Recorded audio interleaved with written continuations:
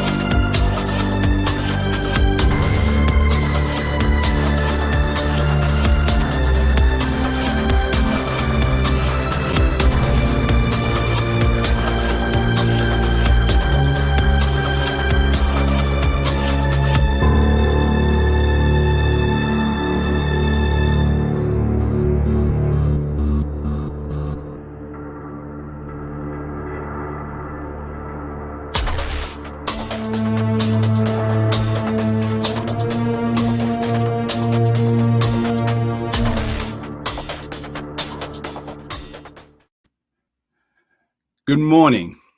Bonjour. Comment ça va? Et toi? Ça va très bien. Ni hao. Hola. Bienvenue. Ohio. Pardon. Bienvenue. Wan Ying. Bienvenidos. Yokoso. And welcome. Welcome to another exciting episode of Gem Hunter Stories. My name is Barry B. Mixon, and I am a gemological storyteller. And this week, I want to do something a little different. What I want you to do this week is I want you to sit back. I want you to sit back, have your cup of coffee or your cup of tea, and I want you to close your eyes if you can. I don't want to cause any accidents. So if you're driving, please keep your eyes open and listen. But if you can, just close your eyes. Because what I would like to do this week, this month, is take you on a journey. The places you haven't been before, maybe haven't been in a long time. I like to tell you a story, stories that you know, but you maybe have forgotten. This week, I would like to take you on a magnificent adventure into the art, science, history, and magic of gemstones and women. Ah, gotcha. Gemstones and women, or women in gemstones. This is Women's History Month. And I hope it's a holidays. As you know, this show is broadcast all over the world. So I don't know if where in the world there is Women's History Month, but this should be Women's History Month all over the world, as far as I'm concerned. And Barbara, my wonderful executive producer, had reminded me that this month, this is the second day of March 2022. And she told me last week that this month, March, is Women's History Month. And when she told me that, I thanked her, first of all, because I had forgotten. I was so into Black History Month, and that was such a ball. Thank you for all your comments and pleasant beautiful words and comments and phone calls that I got about that. But when she told me that this month was Women's History Month, I got really excited because it gave me an opportunity to really say something that I've been wanting to say for a long time. And to be honest with you, I just didn't have the courage to say it. This show was created. The concept of this show was actually created a long, long time ago. And it was created out of frustration. It was created out of frustration because as a man, I got tired and still am very tired of hearing news reports and stories, not just here in the United States, but all over the world, of women and children, but women being mistreated, women being abused, women being all kinds of horrible things at the hands of men.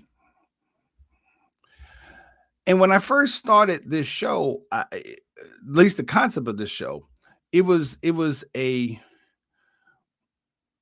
angry show because, or it was an angry concept because as a man, I don't understand.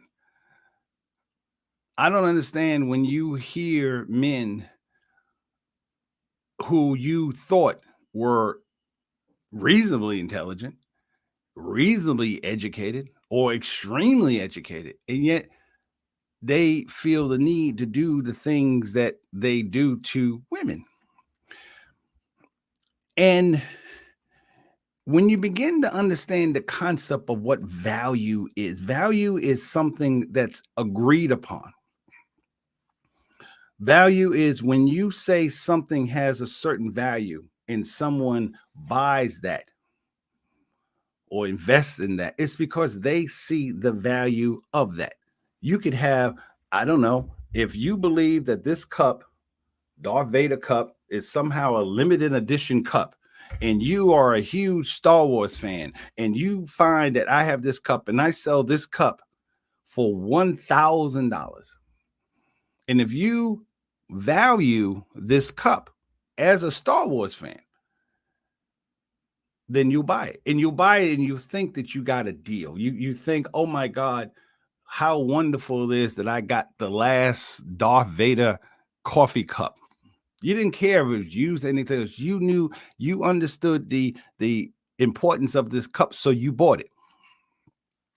That's what value is. Value is an agreed upon thing. And as I've told you many, many times, that nothing has value without a story. So I started thinking perhaps the problem with the way men treat women is because we don't really focus on the story. You know, we celebrate things. It's the same thing with Black History Month. You know, as we know, as an African American male, as a person of color, we all know that Black History Month didn't stop 2 days ago. It's like, okay, Black people are done. Thank you.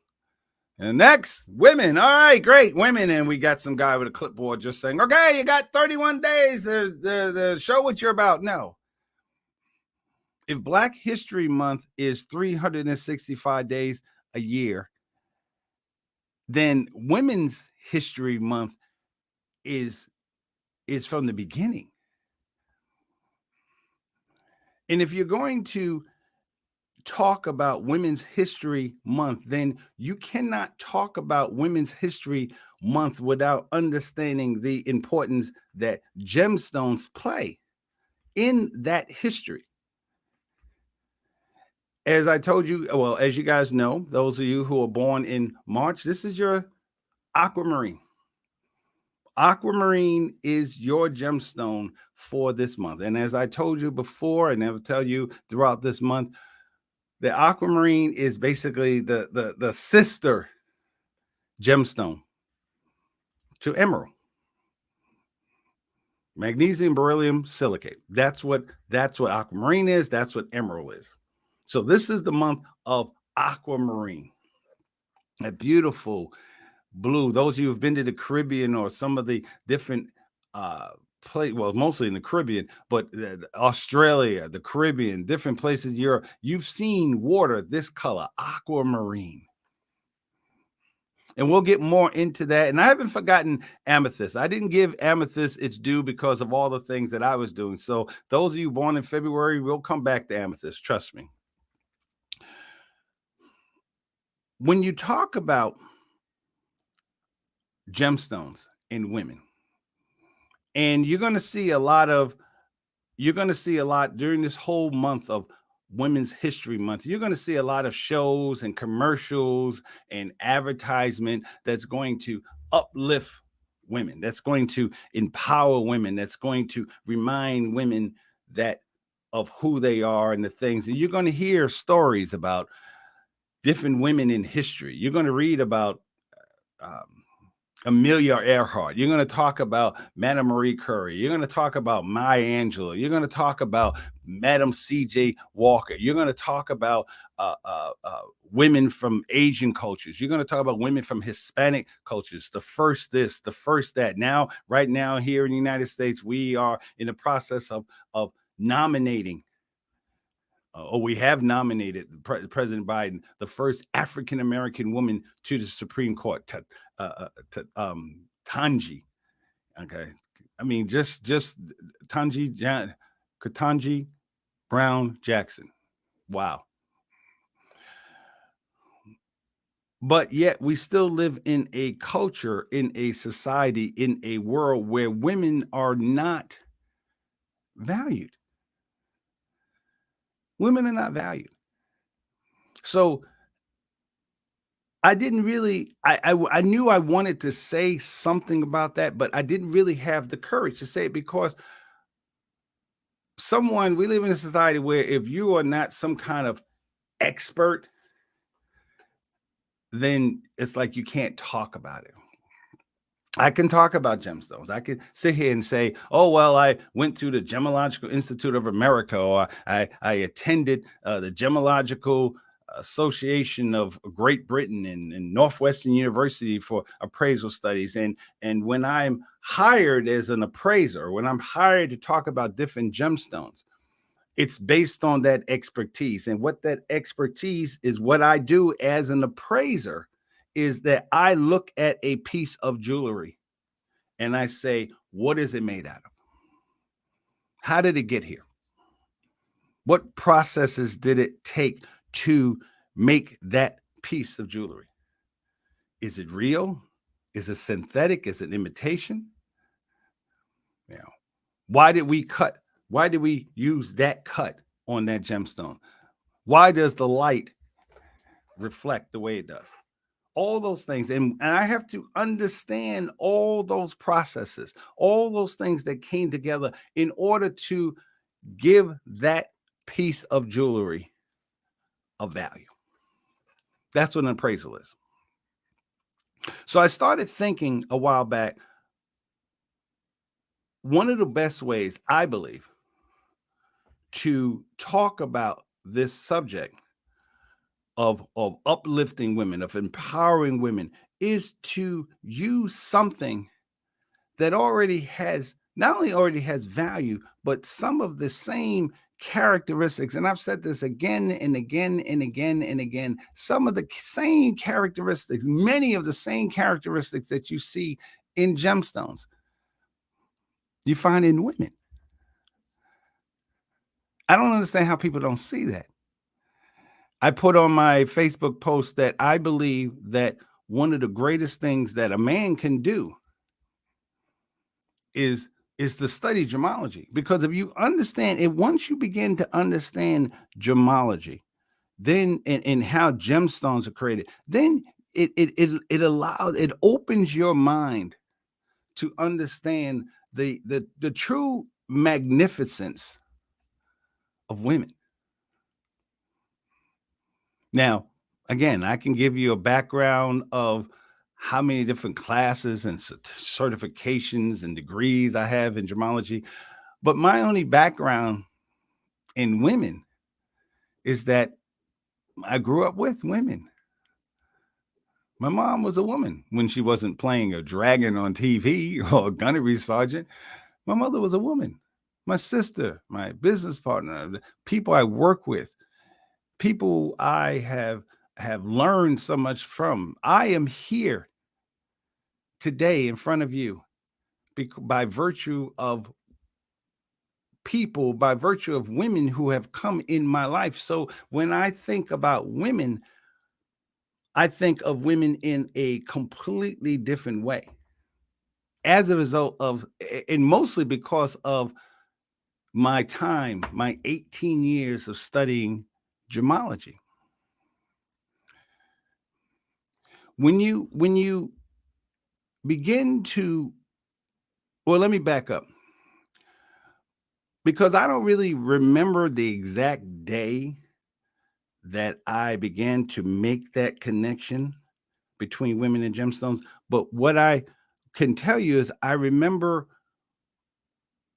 how the process started. And I told you this before, the story before, but it needs to be repeated. I never really got into the bling bling of gemstones. You know, my mother had pieces of jewelry. My father bought her pieces of jewelry, and my mother would be excited about it, but it was never on that level. So I liked jewelry. Jewelry was cool. I had a few pieces. Nice. It wasn't until my at the time, my business partner, Cosette Barrett, who's the person who got me into this whole concept of gemology. she invited me to a jewelry show that was at a law firm. And the thing that I will never forget was when she walked up to the table, she said something that I had never heard before. Not that I want, not that I liked. She saw all the pieces, and she didn't say, not that I wanted, not that I needed, liked it, but I need it. And she would literally go, "Ooh, I need this. Ooh, I need that." And the way she said it still resonates in my mind, because she said it like she was talking about air. It was just that profound, just the way she said it. That was my first clue, that women have a different relationship with gemstones and jewelry and precious metals than men do. Yeah, I had never heard someone say that they needed something that badly. The second time, and the time that really cemented my understanding of women and gemstones, came when the first time I delivered a diamond bracelet. It was a 3-carat diamond tennis bracelet, as people call it. And we delivered it was at a party. And the woman we had to meet her there. So we went to the party. And I remember we put it in a very beautiful box. The woman, she bought it for herself. And I felt that the piece was so beautiful that it should be presented to her. So when we met her at the party, we walked into a separate room, because I told her, I want to present this to you. And she was like, no, just give it. I said, trust me, if you want this to be presented. So she sat down, and I got down as if I was a knight. And I got down, because I am a knight. But I got down on one knee and I presented it to her. And I just opened up the box and allowed her to see it. And I remember just the way her eyes just opened up, her breathing changed. You can almost hear her heartbeat. You can hear it. You could almost see the blood rushing to her face. And when I slowly took the bracelet out, and it had a beautiful double clasp, and I put the clasp on, and I remember looking at her right in the eye, gently holding her hand and her wrists in my hand. And I said, the first time, voila. That was the first time I ever said voila and this is even before I was even thinking about France, because voila means there it is. There it is. And I remember the woman looking at it as if, when she looked at it on her arm, it was almost as if she had a brand new arm. And she spent the rest of the night looking at her wrist in the light,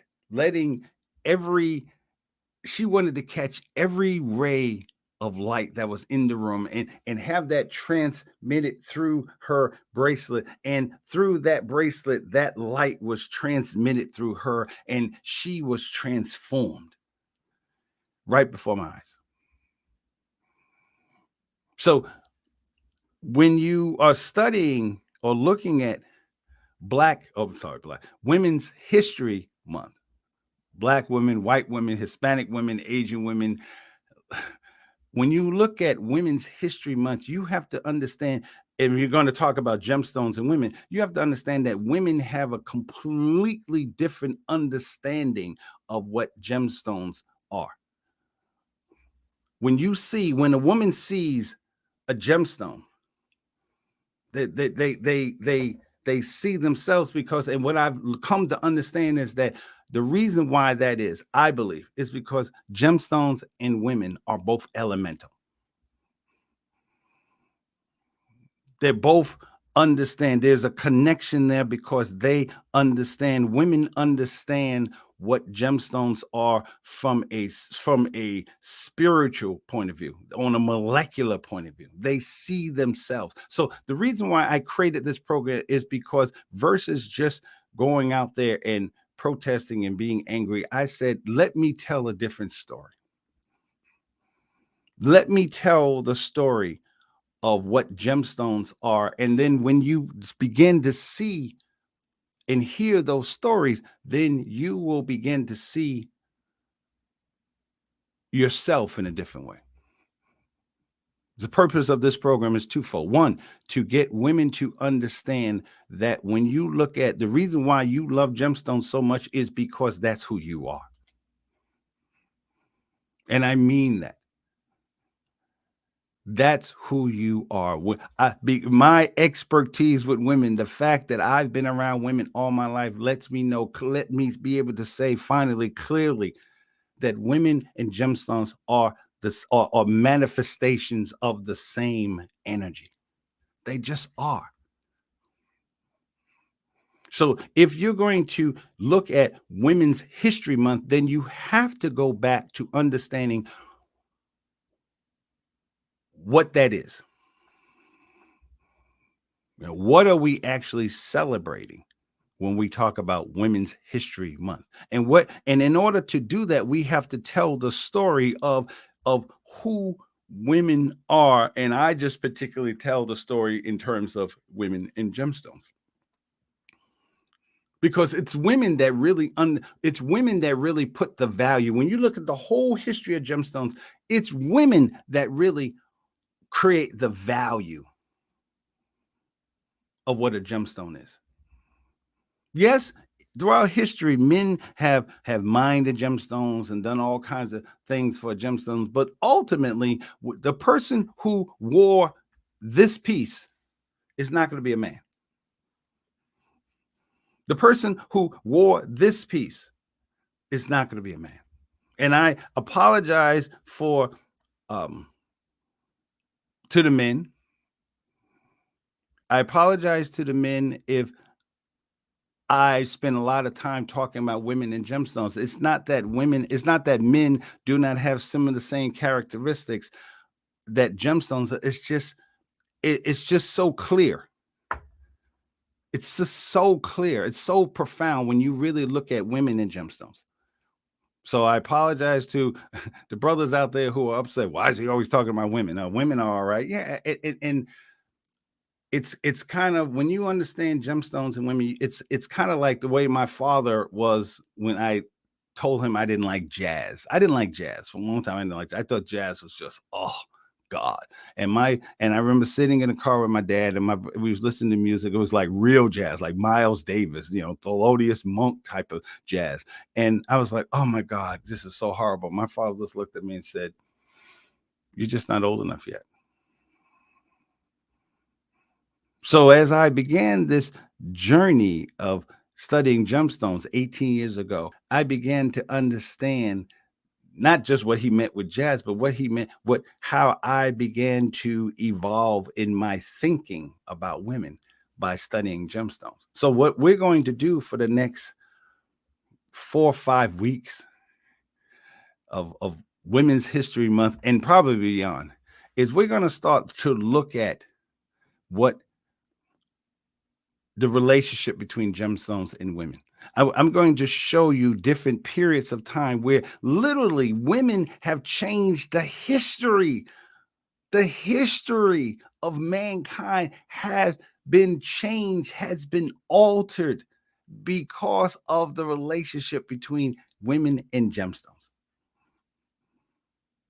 There's a relationship change. There's a paradigm shift when you begin to understand what gemstones have done to women, and more importantly, what women have done to gemstones.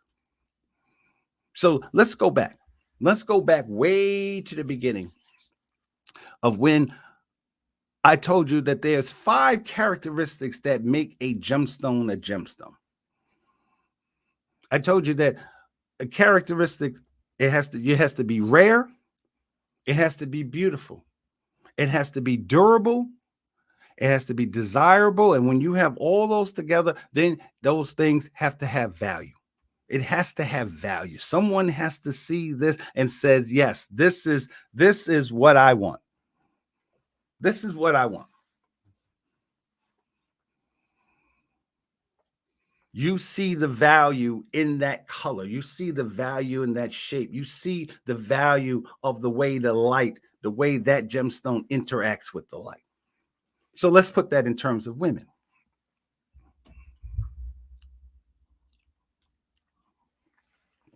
Let's break it down. Just as they say in teaching profession, let's unpack it. Rarity.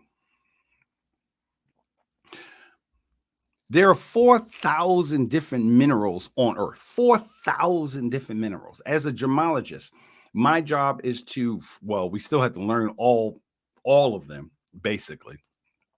But the ones that are gemstone quality, maybe 200. And then of the 200, they have different levels of value, of different levels of rarity.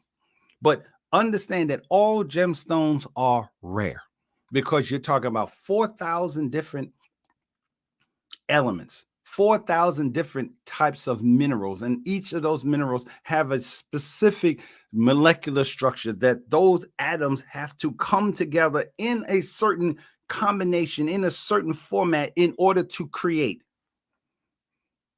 what you see. Isn't that just like a woman? Any woman that you've dealt with is yes, she is a woman. Yes, she is a human being first. And of that human being, she is a woman. But even within that, just like a gemstones, what makes her special is the things that's inside of her. Every amethyst doesn't look like this. Every amethyst doesn't look like this. This is what amethyst looks like by itself in its natural form. But once it is cut and once it is polished, it becomes this.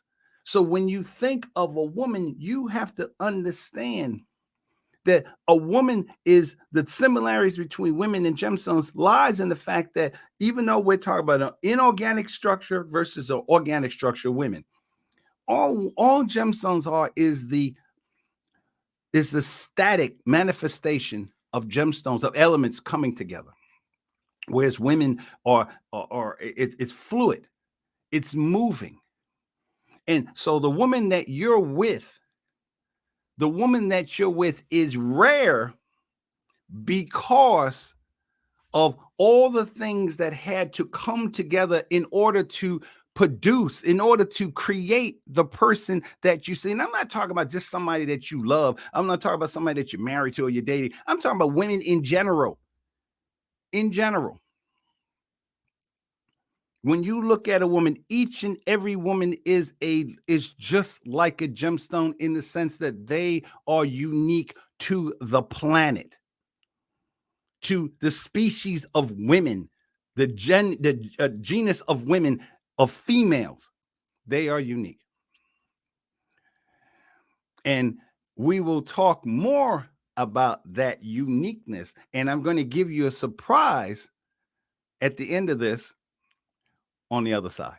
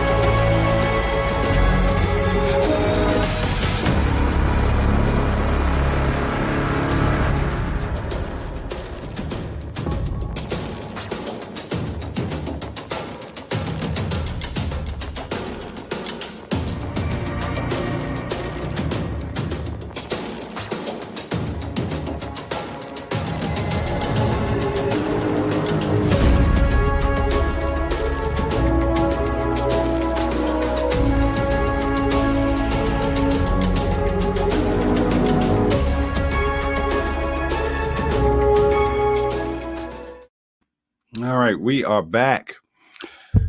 So we were talking about rarity, and each week during this month of Women's History Month, I want to talk about different people, women who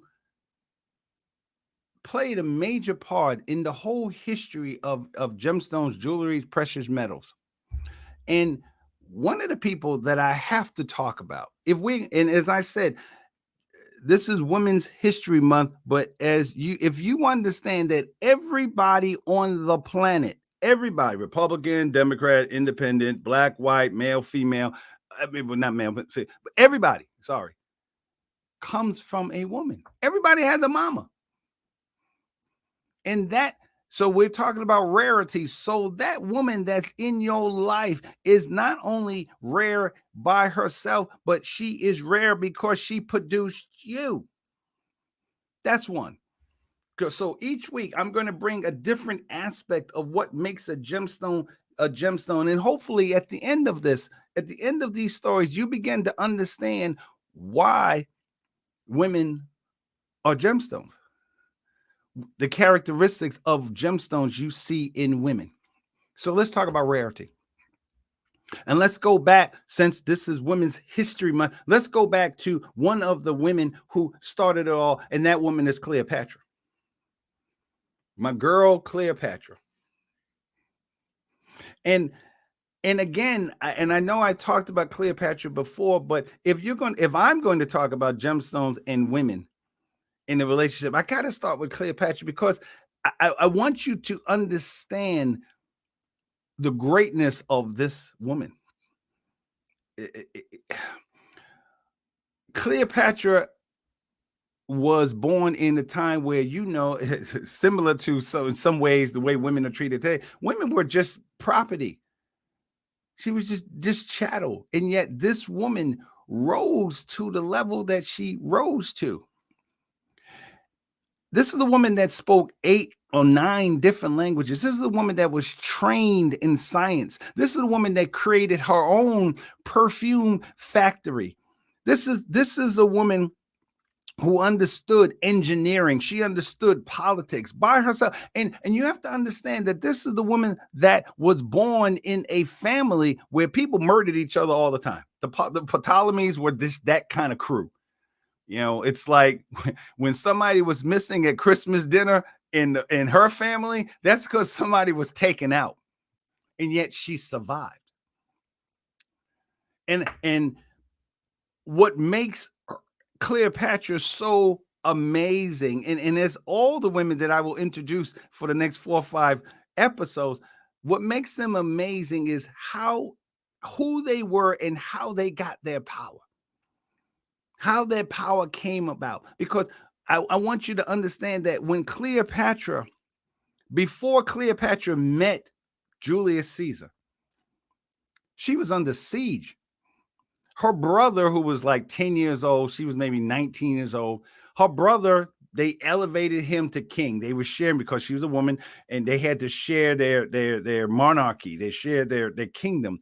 And eventually the brother, 10 years old, filling his oaths, he figured, first, let me just kick her out. So that's what they did. She went to Syria, Cleopatra.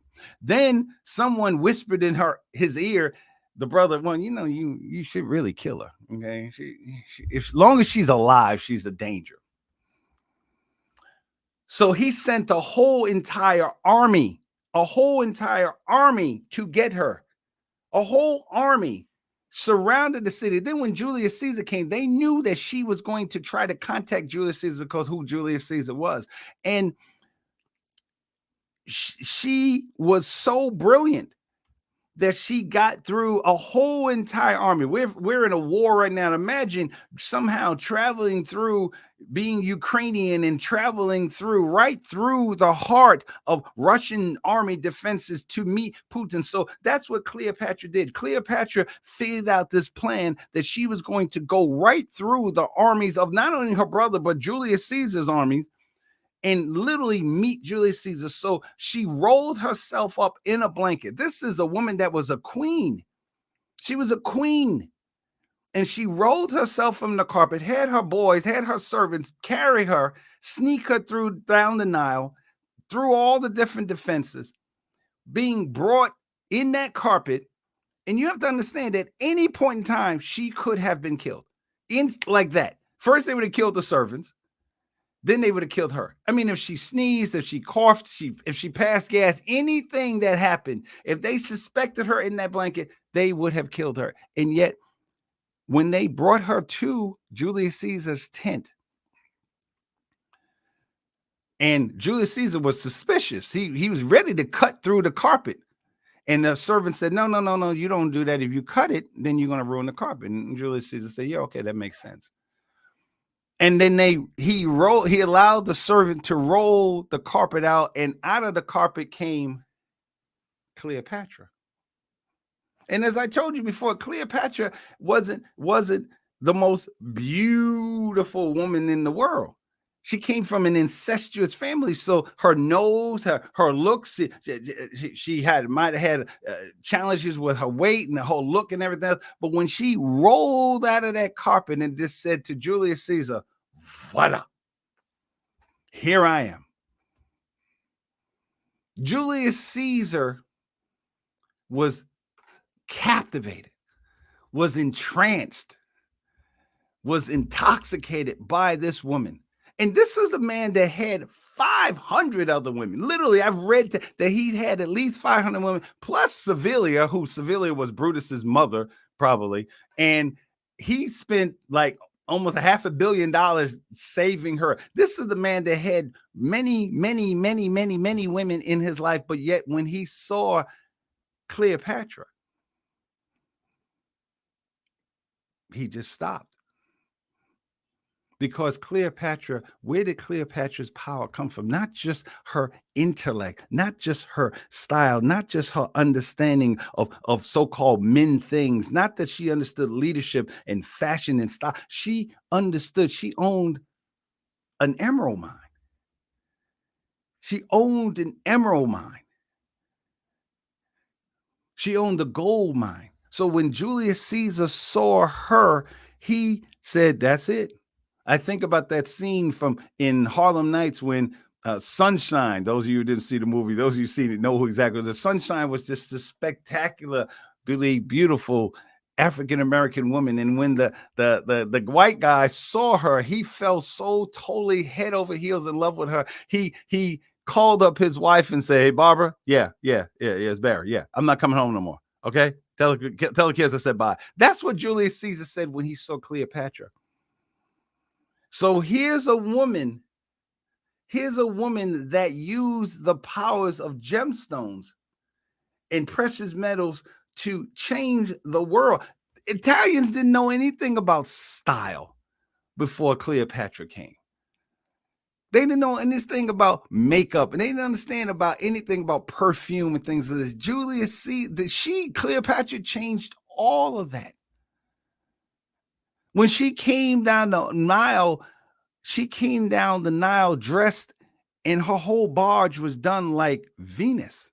She was Venus. She was the embodiment of Aphrodite. And the reason why she could do that is because of the relationship between women and gemstones. Because women understand on a deep way, in a deep metaphysical, molecular level, they understand what they are. Women, I believe, when women wear gemstones, they don't wear gemstones like the way men wear gemstones. Men wear gemstones. I put on a watch, an earring, and it's like, okay, cool. But when a woman wears a gemstone, it becomes part of her. It is part of her power. So when we talk about the next 4 or 5 weeks, when we talk about women and gemstones, I want you to understand, I'm not just talking about Cleopatra. I'm talking like Madeline Albright with her pendant, with her brooches. I'm talking about Queen Elizabeth, first and second, and what gemstones meant to the. When you talk about Marie Antoinette, Queen Marie Antoinette, who literally lost her head for gemstones and jewelry. So when you're talking about the history of women, you have to have gemstones in it. There's nothing in my 61 years of living. Please comment if I'm wrong. But there are very few things that, to me, capture a woman's imagination like gemstones. Shoes come real close. You know, there's a lot of women who absolutely love shoes. You know, closets. I think about Amelia Marcos, who had like 4,000 or 5,000 shoes. You know, women, handbags, but nothing captures a woman essence like a gemstone. And the reason why men should be paying attention to that is because I believe that when you understand gemology, when you understand what makes a gemstone, when you understand that glow that you see and how that glow manifests, then you begin to understand the glow that you see in the woman that you love. See, I believe that once you start studying gemology, you see women in a completely different way. I know I have. And speaking of gemstones, I have 2 gemstones right here in front of me. Okay. The two, not only, okay, here we go. Here we go. Gemstones. We have 2 women named Barbara.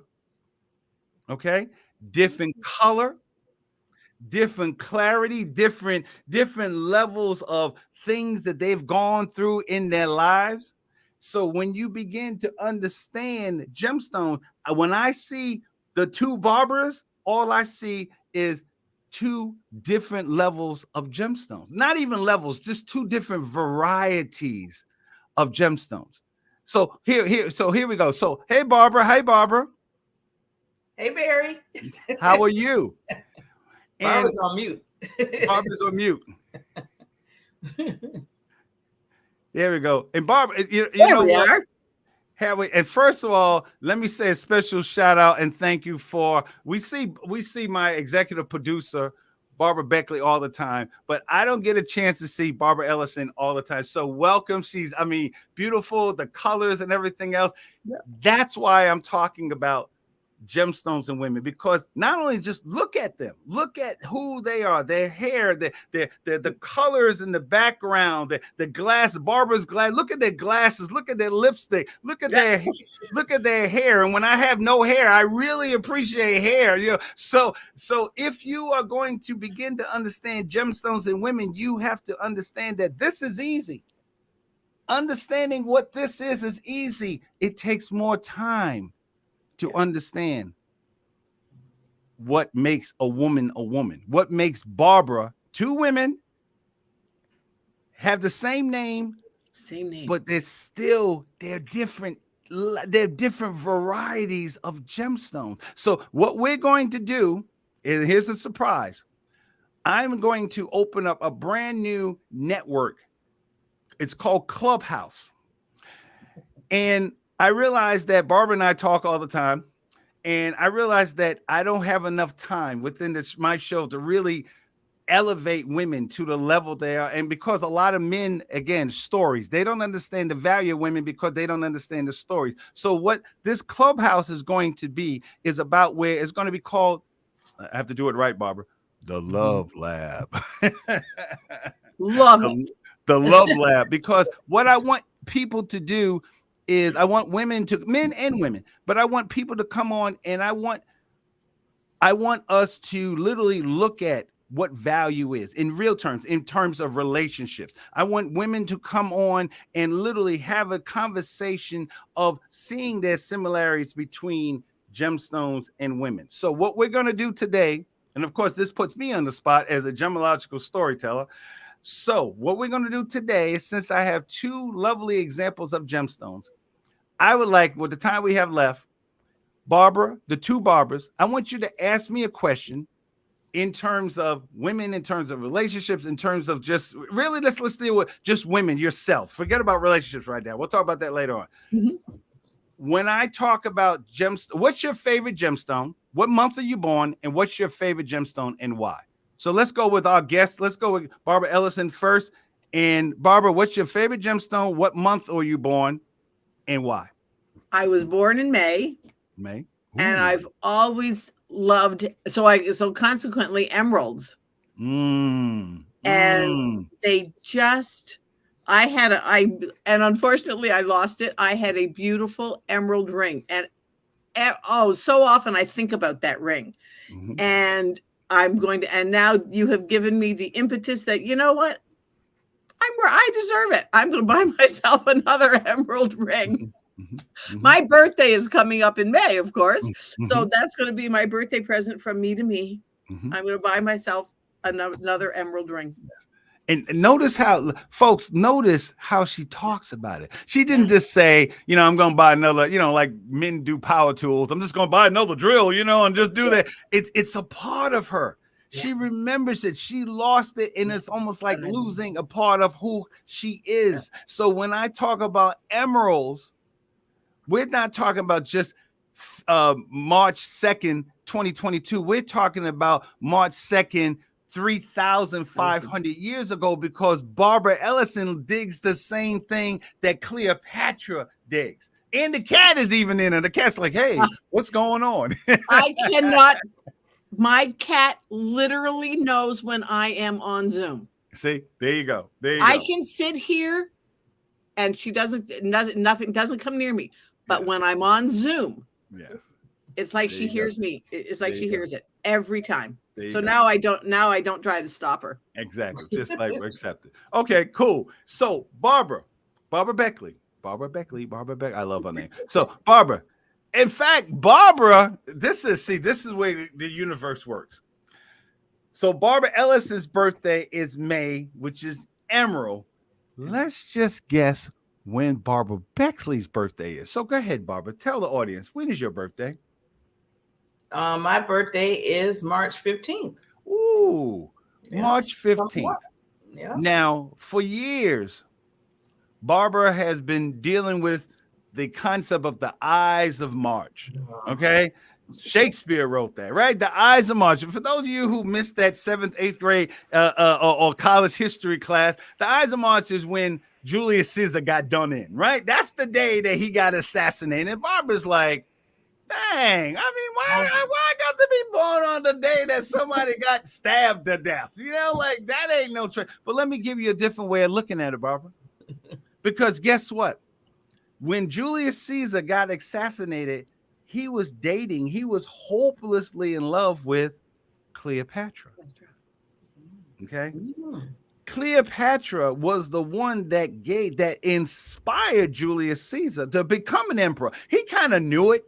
Ladies, you know how you get with a man and, he's okay. You can see potential. Women look at a man and go, you know what? I think he can, maybe with a little push. That's what Cleopatra said. Cleopatra said, you know what? Why don't you clean yourself up? I mean, you're a general and all that, but I think you should want more. So on March 15th, thousands of years, 2,000, 3,000 years ago, Cleopatra told Julius Caesar, don't go. They're going to kill you. And she was like, typical man. Oh, baby, I'm okay. Don't worry about it. She was like, no, baby, they're not going to just hurt you. They're going to kill you. And if they kill you, they're going to come after me. I'm just letting you know. She even talked to Mark Anthony. Mark, talk to your boy. Because go with him, please. And that's what happened. So, Barbara, what I would like for you to do is this birthday, instead of thinking about just Julius Caesar being killed, how about thinking about the day that a very wise woman named Cleopatra tried to tell that fool, Julius Caesar, tried to tell him, don't go. Don't go. Because women understand that women have a heightened sense of just the way they see things. Gemology is, again, what is a gemstone? The gemstone is something that interacts with the light. It either reflects or absorbs, okay? Absorbs or reflects. So what is your favorite gemstone, Barbara Beckley? I like diamond, of course. And the reason why I like diamond, I'm going to do what Barbara said. I'm going to go off of what she said. Because I never, ever received one. I never got one. I never wasn't proposed to one. And I could tell myself, I said, why do I have to have somebody else give me a diamond? Buy my own. I'm like Barbara now. So, yeah, I want to give a gift to Barbara, There you go. Barbara Beckley. Exactly. So, guys, this is what you should hear.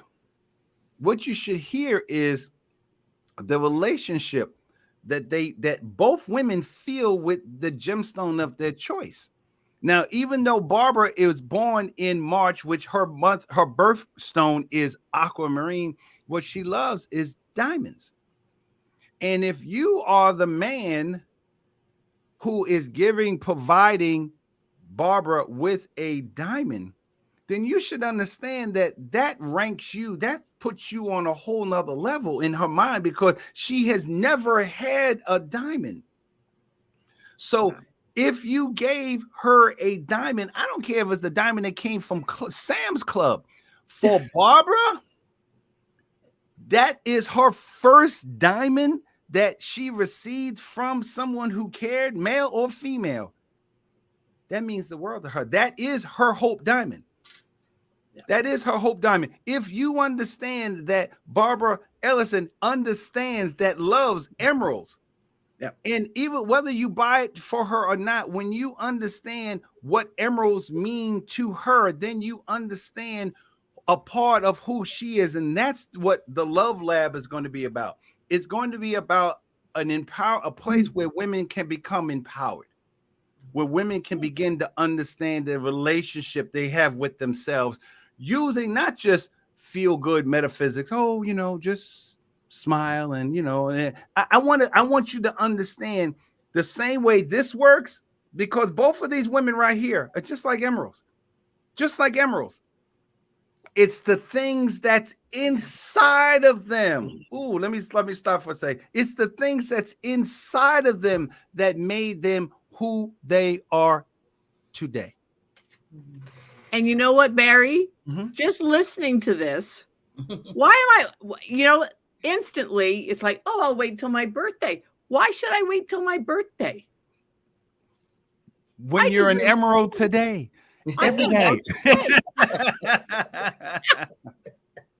and that's what, at least start looking, because I know exactly what I want. I can see it in my mind. So today I will start looking. See?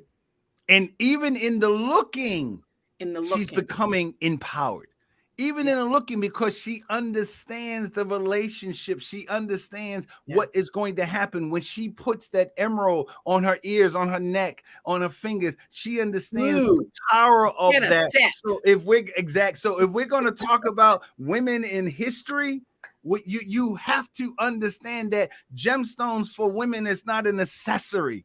It is part of who they are. And when you begin to really understand that, it's not the gemstones giving the women power, the women giving the gemstones power. Wow. Mic drop.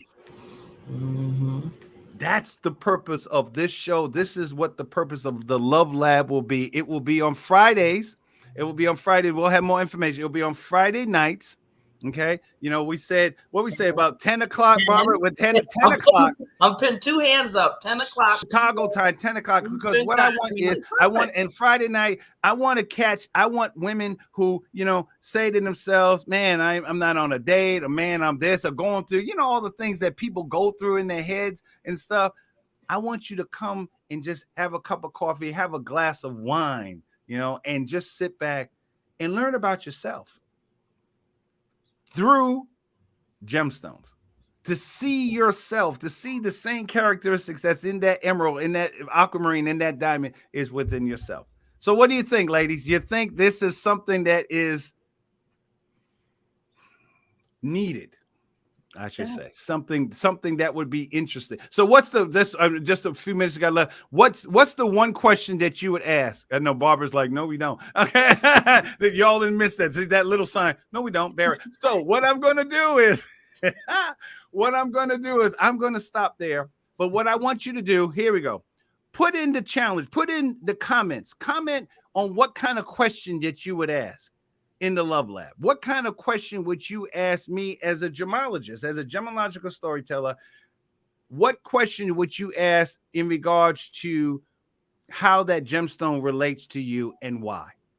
Like that. start thinking about that as Barbara's starting to look through all the catalogs and stuff, looking for emeralds. Yeah. Find out what is. So here's your question. Here's your homework assignment. What gemstone do you like and why? And then when you come on the show, let's see if the reason why you like that gemstone spiritually actually matches up with the metaphysical and the scientific and the molecular reason of characteristics that gemstone has. How's that sound, Barbara? Both Barbaras. Barbara. Okay. Emerald 1 and Emerald 2. Okay, good. So thank you, ladies, for giving me this opportunity. Barbara, thank you for reminding me that this is Women's History Month. I'm so excited because I'm going to take you through the span of time. And when you're going to realize that women's history is every second of every day that we've been on the planet by virtue of the fact that all of us had a mama at one time. Even though my mother probably comes from another planet, because I know I'm from another planet, but wherever she is, women still, women rule. So I want to honor women this month, really all the time, but I want men to begin to understand the value of women. And voila. So let me close. Barbara, thank you so much. I look forward to seeing you on the Love Lab, and we'll have more information about that. And again, my name is Barry B. Mixon. I am a gemological storyteller, and I hope this show begins your journey, especially ladies, beginning your journey of understanding in a deep way of your value of your story. So until next week, au revoir, à te tella. See you later.